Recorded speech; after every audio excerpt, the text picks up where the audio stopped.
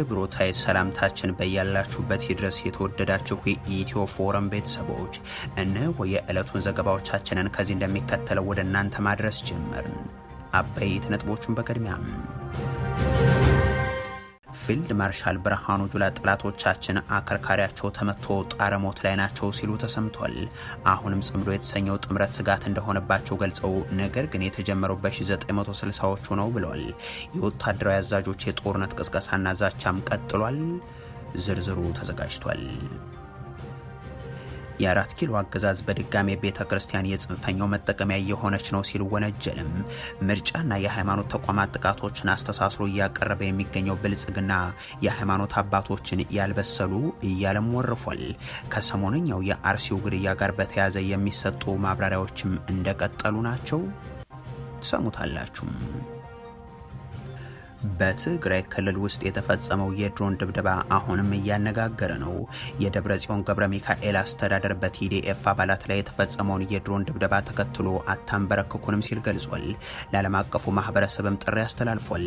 በሌላ በኩል የአፍሪካ ህብረት ተጥሶ ወደ ድሮን ጥቃቶች በተቀየረው የፕሪቶሪያ ስምምነት ዙሪያ ተደረገ የተባለን ውይይት በተመለከተ አሳውቋል። ሌላኛው መረጃችን ነው። በኦሮሚያ ክልል በርካታ አካባቢዎች ውጊያዎች መደረጋቸው ተሰማ። በክልሉ የድሮን ጥቃት መፈጸሙም ተሰምቷል። እናንተም ትሰሙታላችሁ። ጄኔራሉ የተፈጸመውን ጥቃት ተከትሎ ተገደሉ። የሀገሪቱ መንግስት በሰጠው ቁጣ ያዘለ ምላሽም እስራኤልን ጨካኝ ሆነ ተብሎ የተፈጸመና ተደጋጋሚ ጠባጫሪ በማለት ከሷል። የተወደዳችሁ የኢትዮ ፎረም ቤተሰቦች አብራችሁን ስትቆዩ እነዚህን እና ሌሎችን መረጃዎችን ታደምጣላችሁ። ሰናይ ቆይታ ይሆንላችሁ። ፊልድ ማርሻል ብርሃኑ ጁላ ጠላቶቻችን አከርካሪያቸውን ተመተው ጣረሞት ላይ ናቸው ሲሉ ተሰምቷል። አሁንም ጽምዶ የተሰኘው ጥምረት ስጋት እንደሆነባቸው ገልጸው ነገር ግን የተጀመረው በ1960ዎቹ ነውም ብለዋል። የወታደራዊ አዛዦች የጦርነት ቅስቀሳና ዛቻም ቀጥሏል። በየሳምንቱ ማዕረግና መድረክ እያቀያየሩ አከርካሪ ሰበርን፣ ደመሰስ ናቸው፣ ተመቱ ወዘተ የሚል ንግግራቸውን ለ8 ዓመታት እያቀረቡም ናቸው። የአገዛዙ ወታደራዊ አዛዦች ፊልድ ማርሻል ብርሃኑ ጁላ የአሁኑ ለስንተኛ ጊዜ እንደሆነ ለመቁጠር ቢያስቸግርም ዛሬም አከርካሪያቸው ተመታ ላይ ናቸው። ኤርትራን ምቀኛ ጎረቤት ሲሉ የገለጹት ብርሃኑ ጁላም እንደ ግብጽ ያሉ ታሪካዊ ጠላቶችን እየጠቀሱ ተላላኪ ያሏቸውን የኢትዮጵያ ወጣቶች ላይ እየዛቱ ጣረሞት ላይ ናቸው፣ አከርካሪያቸው ተመቷል ሲሉም ተደምጧል። አከርካሪያቸውን መጥቶ ተሽመድምደው ጣረሞት ላይ ያሉበት ጊዜ ነው። እናንተ ወደ ሰራዊታችሁ ስትቀላቀሉ ይህንን ጣረሞት ላይ ያለውን ባንዳ ጨርሳችሁ ማስወገድ ይኖርባችኋል። በተናጠልና በጋራ ጦርነት የከፈቱብንን ሁሉ መክተን ህልማቸውን ከንቱ አድርገናል። የጥፋት እጃቸውን እየቆረጥን ፊልድ ማርሻሉ ከ3 ዓመትም ከ3 ወርም ከ13 ሰዓታት በፊትም የሚያደርጉት ንግግር ባንዳዎች አከርካሪያቸው ተመቷል፣ ታሪካዊ ጠላቶች ህልማቸው መክኗል ወዘተ የሚል ተመሳሳይ ነገር ነው። የደሃ ኢትዮጵያ ልጆችን በየቀበሌው በትነው ሰራዊቱንም ከወንድሞቹ ጋር የሚዋጋና በገፍ የሚገደል የሚማረክ ማድረጋቸው እንደተጠበቀ ሆኖ ለመሆኑ የመቱት አከርካሪ የቱ ታሪካዊ ጠላትን ነው? ዓላማው የመከነውስ የትኛው ኃይል ነው የሚለው ግን መሰረታዊ ነው። እነ ግብጽ ዛሬም በሺዎች ሰራዊታቸውን ሶማሊያ ውስጥ አስገብተው እስከ ኢትዮጵያ ድንበር አሰማርተዋልና የብልጽግናው ሰዎች እንዳሉትም ቀይ ባህር መግባት ቀርቶ ነገሩንም ከአጀንዳነት ማውጣት የጀመሩም ይመስላሉ። እናም ያመከኑት ታሪካዊ ጠላት ያስቀሩት የነ ግብጽ ተልእኮ የለም። የደቆሱት አርሶ አደር አከርካሪውን የመቱት ገበሬም ለጎረቤት ሀገር ቆርሶ ያስረከቡት ሉዓላዊ ግዛት ግን የነዚህ አገዛዙ ሰዎች ዘመን መገለጫ ነው። በጣም የሚያስለቅስ የሚያሳዝን ኃይለ ሥላሴ ጀምሮ እስካሁን ድረስ እንኳን ስንቆይ እንዲህ ያለ ታሪክ አይተናል እና እንዲህ ያለ ክስተት ተፈጥሮብናል። እንጃ እንግዲህ እሱ ይመልሰው። የተጣለው ቦምብ በቁም የሚያቃጥል ስለሆነ ሁሉም ተቆራርጦ ተቦጫጭቆ ነው ባይናችን ያለ። መንግስት አፈናቃይ ሌባ ከሆነ ቤት ቀዩን የሚያቃጥል ከሆነ ወደ የተነዳ ወደ እግዚአብሔር ብቻ ነው የምናመለክት። እንዲህ በድሮንና በከባድ መሳሪያ የሚገድሉትንና የሚያወድሙትን አርሶ አደር ነው እነ ብርሃኑ ጁላ አከርካሪውን መታ ነው ጣረሞት ላይም ነው የሚሉት። ከቀናት በፊት ፊልድ ማርሻሉ በቅርቡ የተመሰረተ አንድ ጽምዶ የተባለ ጥምረት ጥቃት ከፈተብን፣ 1000 እንደመሰስን፣ ቀሪው ደግሞ ወደ ትግራይ ተመለሰ የሚል ክስ አሰምተው ነበር። በአማራና ኦሮሚያ ክልሎችም በ17 ቦታዎች ተመሳሳይ ዘመቻ እንደተደረገባቸው መግለጻቸው አይዘነጋም። አሁን ደግሞ ይህ ጽምዶ የተሰኘውን አካል የተጀመረው በ1960ዎቹ ነው በሚል ማብራሪያቸው ተመልሰዋል። ያ ትውልድ ይሄም ትውልድ በተለያየ ምክንያት ባንዳ ነው እያሉ አቅርበዋል። ጠላቶቻችን ጽምዶ ብሎ መጥተዋል። ጽምዶ ዛሬ የተፈጠረ እንዳይመስላችሁ። ጽምዶ የ1960ዎቹ ስትራቴጂ ነው። የ1960ዎቹ ትውልድ ማለት የዛሬ ጽምዶ ማለት ነው። የዛ ዘመን ትውልድ ማርክሲዝም ሌኒዝም እያለ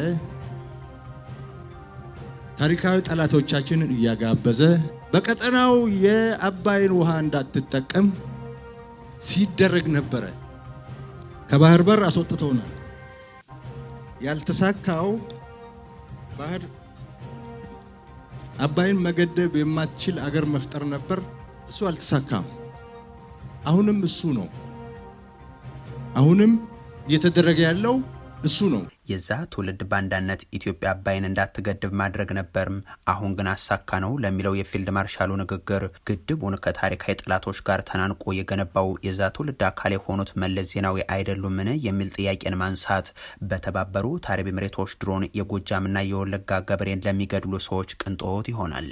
ያ ትውልድም ያሁኑ ትውልድም ያለባቸው ድክመት እንደተጠበቀ ሆኖ ሻዕቢያን አስገብተው 100 ሺዎችን ገድለው 10 ሺዎችን ያስደፈሩ፣ አልብሩሃንን ጠርተው 50 ኪሎ ሜትር የጎንደር መሬትን ቆርሰው ለሱዳን የሰጡ፣ የሀገሪቱን ዜጎች በጅቡቲም በሱዳንም ድሮን የሚያስደበድቡ፣ ለደቡብ ሱዳን ታጣቂዎች ሳይቀር ወርቅ ማውጫም ወረዳም ያስረክቡ የዘመኑ ሹማምንት ሌሎችን በባንዳነት የመፈረጃቸው እንቆቅልሽነት ግን እንደቀጠለም ነው። የ4 ኪሎ አገዛዝ በድጋሜ ቤተ ክርስቲያን የጽንፈኛው መጠቀሚያ የሆነች ነው ሲል ወነጀልም። ምርጫና የሃይማኖት ተቋማት ጥቃቶችን አስተሳስሮ እያቀረበ የሚገኘው ብልጽግናም የሃይማኖት አባቶችን ያልበሰሉ እያለም ወርፏል። ከሰሞነኛው የአርሲ ግድያ ጋር በተያያዘ የሚሰጡ ማብራሪያዎችም ቀጥሏል። ይህ አገዛዝ ምርጫ የተባለውን ድግሱን በተመለከተ የሚያወጣቸው መግለጫዎች ታሪካዊ ምርጫ ነው፣ ዓለም የተደመመበት ምርጫ ነው ወዘተ የሚል ነው።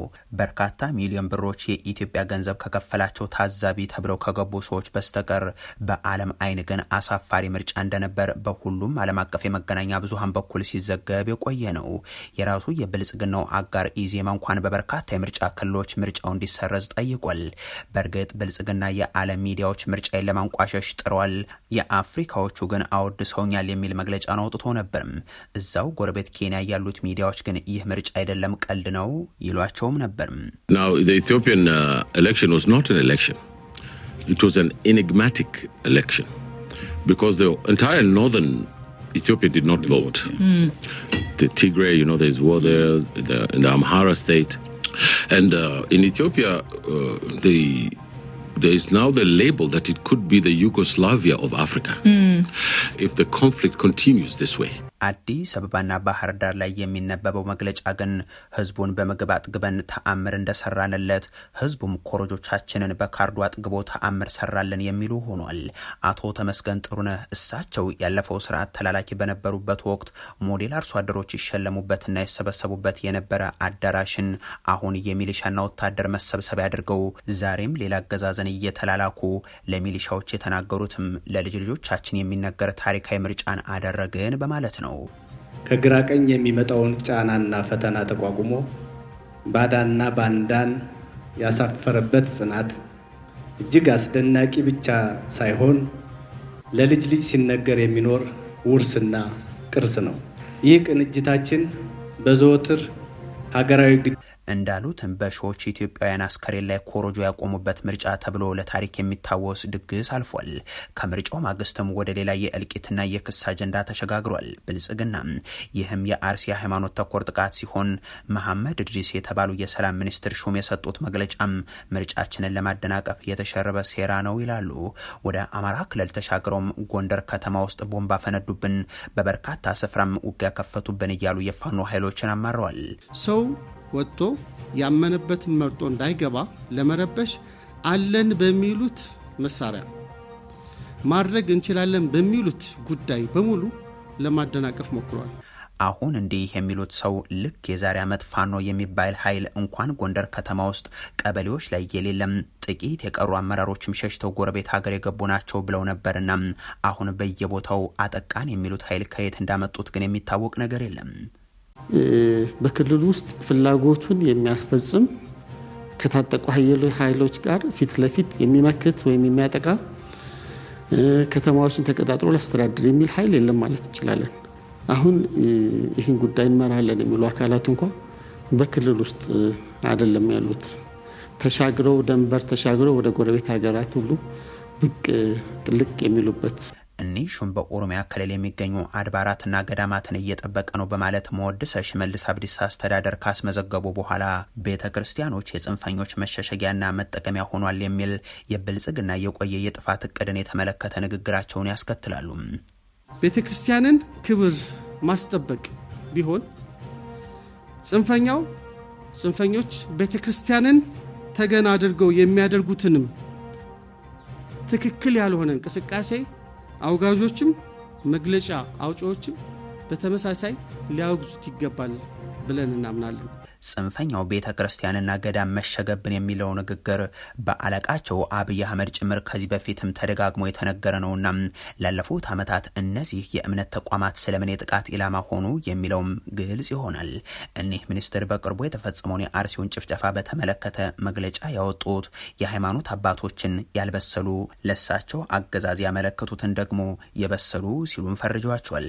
ፓትርያርክ አቡነ ማትያስ ጥቃቱን በተመለከተ በሰጡት መግለጫ የቤተ ክርስቲያንና የምእመናን ጥቃትን የሰሙት በተሰበረ ልብ እንደሆነና መገደል እስከ መቼ በሚል ምእመኑ እየጠየቀ እንደሆነ መግለጻቸውንም ልብ ይሏል።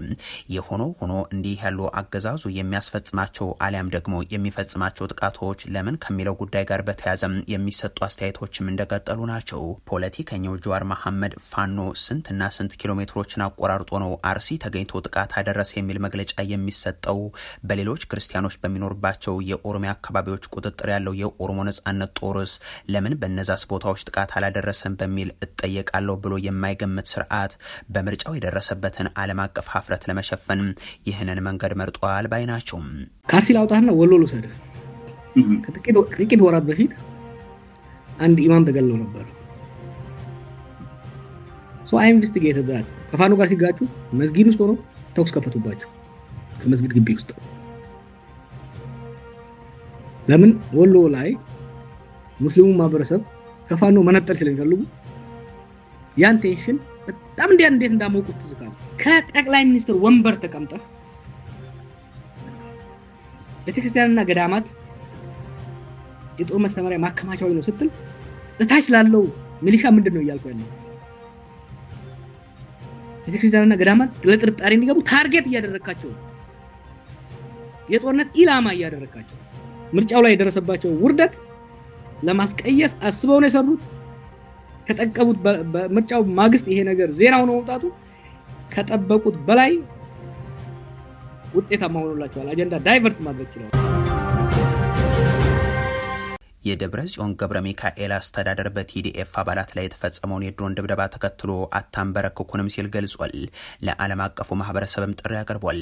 በሌላ በኩል የአፍሪካ ህብረት ተጥሶ ወደ ድሮን ጥቃቶች በተቀየረው የፕሪቶሪያው ስምምነት ዙሪያ ተደረገ የተባለውን ውይይት በተመለከተ ሪፖርት አውጥቷል። የ4 ኪሎ አገዛዝ ምርጫ ካለው ድግሱ ማግስት የጦርነትና ጥቃት አድማሱን በማስፋት በትግራይ ሰሜን ምዕራብ ዞን ሽራሮ አካባቢም ገማሃሎና ተቀማጢ ተብለው በሚጠሩ አካባቢዎች የድሮን ድብደባ ማድረሱን መዘገባችን የሚታ የሚታወስ ነው። ድብደባው በተደጋጋሚ የተፈጸመ መሆኑን ተከትሎ በመጀመሪያው ጥቃት ከደረሰው ሰብአዊ ጉዳት ባሻገርም በተከታተሉ ጥቃቶች ደግሞ የንብረት ውድመት አጋጥሟል። የሆኖ ሆኖ ይህንን ጥቃት በተመለከተ መግለጫ ያወጣው የደብረጽዮን ገብረ ሚካኤል አስተዳደር የአብይ አህመድ መንግስት በሰውና በህይወት ላይ ጉዳትን ማስከተሉን አብራርቷል። የብልጽግናው ስርዓት የትግራይ ህዝብን ለማጥፋት ጄኖሳይድ አወጆም በሚሊዮኖች በሚቆጠር ህዝብ ላይ ሞት፣ የአካል መጉደል፣ ስደት፣ መፈናቀል፣ ማህበራዊና ኢኮኖሚያዊ ውድመትን ወዘተ መፈጸሙ ሳይበቃው በዓለም አቀፉ ማህበረሰብ ፊት የፈረመው የፕሪቶሪያውን ስምምነትን በማፍረስ በጦርነት ያላጠናቀቀውን ዓላማውን አጠናክሮ በመቀጠል ትግራይና ህዝቧን ለማንበርከክ ሁሉንም አይነት ግፍና በደል ሲፈጽም ቆይቷል። አሁንም እየፈጸመ ይገኛል ይላል። የትግራይን ህዝብ ሳላጠፋ አልተኛም በማለት ሁሉንም አይነት ግፍ እየፈጸመ ያለው የብልጽግናው ስርዓት ትናንት ሌሊትም በሰሜን ምዕራብ ትግራይ ዞን በሽራሮ አካባቢም የድሮን ድብደባ በመፈጸም በዕለት ከዕለት ስራቸው ላይ የነበሩ የትግራይ ሰራዊት አባላት ላይ የህይወት የአካልና የንብረት ጉዳትን አስከትሏል በማለትም ያክላል። በዚህ ወቅት ሉዓላዊነታችን ተወሮ ህዝባችን ከቀየው ተሳዶና ተፈናቅሎም የወደመው የትግራይ ማህበራዊና ኢኮኖሚያዊ መሰረተ ልማት ሳይጠገን በትግራይ ህዝብ ላይ ለተፈጸመው የዘር ማጥፋት ወንጀል ፍትህ ሳይረጋገጥ የብልጽግናው ስርዓት ግን በግፍ ላይ ሌላ ተጨማሪ ግፍን በመፈጸም በጀት፣ ነዳጅ፣ መድኃኒት፣ ጥሬ ገንዘብ ወዘተ ተከልክሎ ሊያንበረክከው ያልቻለውን ህዝብ በአደባባይ በድጋሚ ወረራ ሊያጠፋው እየተዘጋጀ መሆኑ የሚታወቅ ነው ይላል። የብልጽግናው ስርዓት በትግራይ ላይ በድጋሚ እየለኮሰ ያለው ጦርነት በግልጽ የሚያረጋግጠው እውነት ቢኖር ስርዓቱ ከጦርነት ውጭ መኖር የማይችል መሆኑን ነው በሚል የሚያክለው የክልሉ መንግስት ጥያቄዎቻችን ይመለሱ ባለ ህዝብ ላይ ምላሹ ግን ከበባና ክልከላ እንደዚሁም የድሮን ድብደባ ሆኗል በማለትም አንስቷል። የትግራይ ህዝብ የሰላምና የትዕግስት ጥያቄ እንደ ፍርሃት ተቆጥሯል። ትናንት ለግፈኞች ያልተንበረከከ ህዝብ ዛሬም ለማንም ትዕቢት የሚንበረከክ አይሆንም፣ ይህ ይታወቅ ይላል። የብልጽግናው መንግስት በመላው ኢትዮጵያ ባሉ አካባቢዎች እያደረገ ባለው ጦርነት ሳይበቀው ሌላ ተጨማሪ የጦርነት ትንኮሳን በትግራይ ላይ በማድረግ ህዝብና ሀገርን ወደ ባሰ ጥፋት በመውሰድ ይህንን ቀጠናም ወደማያልቅና የማያባራ ቀውስ እያስገባው መሆኑን ዓለም አቀፉ ማህበረሰብ ተገንዝቦ አስቸኳይ እርምጃ ይውሰድ በማለትም ጥሪ ያቀርባል። ከዚህ ጋር በተያያዘም የአፍሪካ ህብረት ከብሪታንያና ኦስትሪያ ተወካዮች ጋር በፕሪቶሪያው የሰላም ስምምነት አፈጻጸም ዙሪያ መምከሩን ገልጿል። ውይይቱ በህብረቱ የስምምነቱ መቆጣጠሪያና ማረጋገጫ ስርዓት በህብረቱ በዓለም አቀፍ አጋሮች መካከል ባለው ቅንጅታዊ አሰራርና የቀድሞ የትግራይ ተዋጊዎችን ትጥቅ በማስፈታትና መልሶ ከህብረተሰቡ ጋር በመቀላቀል ሂደት አተገባበር ዙሪያ ያተኮረ እንደነበርም ህብረቱ ገልጿል። በትግራይ በአሁኑ ወቅት ያለው ሰብአዊ ሁኔታ የህብረቱ አደራዳሪ አካል ኦሉሴጉን ኦባሳንጆ በጀመሩት አዲስ የሰላም ጥረት ዙሪያም ጭምር ውይይት እንደተደረገም ህብረቱ ባሰራጨው መግለጫ ላይ ተመላክቷል። በኦሮሚያ ክልል በርካታ አካባቢዎች ውጊያዎች መደረጋቸው ተሰማም። በክልሉ የድሮን ጥቃት መፈጸሙም ታውቋል። ክልሉ ወደ ጦርነት ቀጠናነት ከተቀየረም 7 ዓመታት የተሻገሩ ቢሆንም ዛሬም በኦሮሞ ህዝብ ስም የተሾሙ ባለስልጣናት ግን ህዝቡ የሚደርስበትን ጥፋት እየሸፈኑ ቀጥሏል። ባለፉት ተከታታይ ቀናት የተከናወኑት ውጊያዎች በተለይም በክልሉ የሚሊሻ አባላት ላይ ያደረሱት ጉዳትም ከፍተኛ የሚባል ነው። በዚህ የእርስ በርስ ጦርነት ውስጥ እየተሳተፉ የሚገኙ የሚሊሻ አባላት በመቶዎች ተገድለውም ታይተዋል። በእነዚህ ቀናት ውጊያዎችና ጥቃቶች ከተመዘገበባቸው አካባቢዎች መካከል የምዕራብ አርሲ ሄበን ወረዳ የሚገኝበት ሲሆን በርካታ ስፍራዎቹ ላይም የተኩስ ልውውጥ ነበር። ይህ ጥቃት በከተማ አስተዳደሩ ውስጥ ጭምር ያጋጠመም ነው። በምስራቅ አርሲ ሮቤ ዲዳ ሲሬ ከተማ ውስጥ ጭምር የተኩስ ልውውጥ እንደነበርም ታውቋል። በምዕራብ ጉጂ ዞን ዱግዳም፣ በቄለም ወለጋና ሆሮ ጉድሩ ወለጋም የተለያዩ ስፍራዎች፣ በምዕራብ ወለጋም ለታሲቡ በተባለ አካባቢ በመንግስት ኃይሎች ካምፕ ላይ የደረሱ ጥቃቶችም አብነት ይሆናሉ። ከ3 ቀናት በፊት በሆሮ ጉድሩ ወለጋ ቢያንስ 2 ስፍራዎች ላይ የድሮን ጥቃት መፈጸሙ የታወቀ ሲሆን አሁን ደግሞ በክልሉ ሰሜን ሸዋም ደገም ተብሎ በሚጠራው አካባቢም ተመሳሳይ የድሮን ጥቃት ማጋጠሙ ታውቋል። በእነዚህ የድሮን ጥቃቶች ያጋጠመ ሰብአዊና ቁሳዊ ጉዳትን በተመለከተ የታወቀ ነገር ባይኖርም የኦሮሞ ነጻነት ጦር በተለይም ከምርጫው ጋር በተያያዘም በክልሉ የእንቅስቃሴ ገደብን ጥሎ እንደነበርና በተለያዩ ስፍራዎች በነበረው ውጊያም በመቶዎች የሚቆጠሩ የመንግስት ኃይሎችን መደምሰሱን መግለጹ የሚዘነጋ አይሆንም። እስራኤል በተሽከርካሪ ላይ በፈጸመችው ጥቃት አንድ የሊባኖስ ጀነራልን ገደለች። ከሳቸው በተጨማሪ ሌሎች ወታደሮችም ለልፈተ ህይወት መዳረጋቸው ተሰምቷል። የእስራኤል መከላከያ የሊባኖስ ወታደሮችን የያዘ ተሽከርካሪ ላይ በደቡባዊ ሊባኖስ ጥቃት መፈጸሙን ካረጋገጠ በኋላ ምርመራ መክፈቱን ገልጿል። የሊባኖስ ጦር ትናንት ከባድና አረመኔያዊ ሲል በገለጸው ጥቃት ብርጋዴር ጀነራል ካፕቴንና አንድ ወታደር መገደላቸውን ይፋ አድርጓል። የእስራኤል ጦር ተሽከርካሪው በሚያጠራጥር ሁኔታ ወደ ኃይሉ እየተጠጋ እንደነበር ጠቁሞም በአካባቢው የተኩስ ልውውጥ እንደነበርም ገልጿል። እስራኤል በቀጥታ ከሊባኖስ መንግስት ጋር ግጭት ውስጥ ባትሆንም ከሀገሪቱ መንግስት ጋር የተኩስ አቁም ለመድረስ እየተነጋገረም ነው። ይሁን እንጂ ካለፈው መጋቢት ጀምሮ በተለይም በደቡባዊ ሊባኖስ በኢራን የሚደገፈው ሄዝቦላህ የሮኬትና የድሮን ጥቃቶችን መፈጸሙን ተከትሎ ውጊያ ላይ ናቸው። የእስራኤል ጦር በደቡባዊ ሊባኖስ በሳምንቱ መገባደጃ ቀናት የመሳሪያ መጋዘኖችና የማዘዣ ጣቢያዎችን ጨምሮ 150 የሄዝቦላህ መሰረተ ልማት ኢላማዎችንም መደብደቡን አሳውቋል። የሊባኖስ ጦር ተሽከርካሪ ላይ የተፈጸመው ጥቃት ካፈር ተብኒት በተባለ መንደር አቅራቢያ መንገድ ላይ የደረሰ ሲሆን አካባቢው ባለፉት ወራት ከባድ ጦርነት የተፋፋመበትና ሰፊ መፈናቀልም የተመዘገበበት ሆኗል። የእስራኤል ጦር ጥቃት የፈጸመበት ተሽከርካሪ ሄዝቦላ ተልእኮውን ያከናውንበታል በተባለ ጦርነት ባለበትና ሰዎችን በተፈናቀሉበት የጦርነት ቀጠና ላይ ሲጓዝ ነበር ብሏል። የሊባኖስ ጦር ለጥቃቱ ቁጣ የተሞላበትን ምላሽ የሰጠ ሲሆን እስራኤልን ጨካኝ ሆነ ተብሎ የተፈጸመና ተደጋጋሚ ጠባጫሪ ሲል ከሷል። ጦሩ ከመንደሩ አቅራቢያ መንደር ዳር በሳት የተቃጠለ ተሽከርካሪ ምስልንም አጋርቷል። ሟቾቹ ብርጋዴር ጀነራል ሳመር ሳብራም፣ ካፕተን ኤሊ ሄሮይና ወታደር ሐሳን ጋዘል ተብለውም ተለይተዋል። የጥቃቱ ዜና የተሰማው አሜሪካ ያሸማገለችውን የእስራኤልና ሊባኖስ የተኩስ አቁም ስምምነትን ሄዝቦላህ ውድቅ ካደረገ በኋላ ነው። ስምምነቱ ሄዝቦላህ እስራኤልን የማያጠቃ ከሆነም በሊባኖስ ዋና ከተማ ቤሩት ጥቃት እንደማይፈጸም እንደዚሁም በደቡባዊ ሊባኖስ ሄዝቦላህ የማይንቀሳቀስበት የሙከራ የደህንነት ዞን መመስረትንም ይደነግጋል። የሄዝቦላህ መሪ ናኢም ቃሲም ስምምነቱን ውድቅ በማድረግ ሊባኖስና እስራኤልን ከንቱ ብለዋቸዋል። የሊባኖስ መንግስት በግዛቱ የሚያደርገውን ጦርነት ማስቆም ይፈልጋል። ይህ ጦርነት ከዚህ ቀደም በዋና ከተማ ግዙፍ የአየር ጥቃቶችን ያካተተም ነበር። የተወደዳችሁ የኢትዮ ፎረም ቤተሰቦች ለዛሬ ያሉን መረጃዎች ይህንን ይመስሉ ነበር። አበቃን። ቸር ያሰማን።